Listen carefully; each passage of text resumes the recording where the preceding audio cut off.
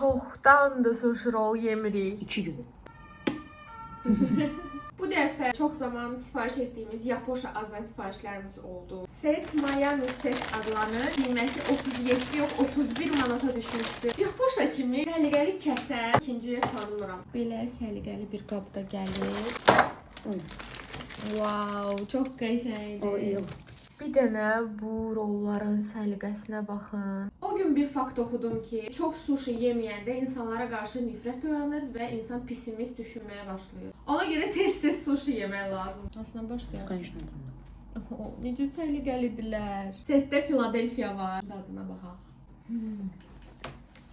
Sushilər o qədər təzədir ki. Elə bu saniyə eləyiblər. Bu Yapoşada ən sevdiyim roldur. Üzərində belə krevetka və nazik bir rol olur.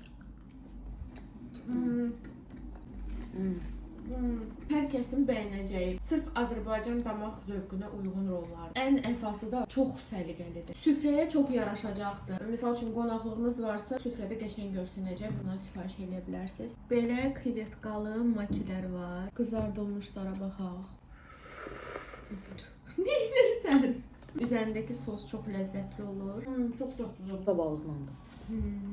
Qızıl balıqlı daha sonra belə bir rol var. Necədir? Ola bilər bundan da. Pendirlər də qəşəngdir. Son olaraq burada belə bir Kaliforniya rol var. Nə qədər tobikası var. Necədir? Super. Bununla bu ən dadlısı oldu. Bir də bu. Hamısı. Mən üzərimi çox xoşlamıram, amma bu çox xoşuma gəlir. Bir sözlə məsləhətdir. Biz gedək rahat yeməyimizi yeyək. Siz də istəsəniz Yapoşadan sifariş edə bilərsiniz. Aşağıda səhifələrini qeyd edəcəm. Qeyd edim ki, hələ ki bu set endirimdədir. 31 manatdır cəmi. Sağ olun.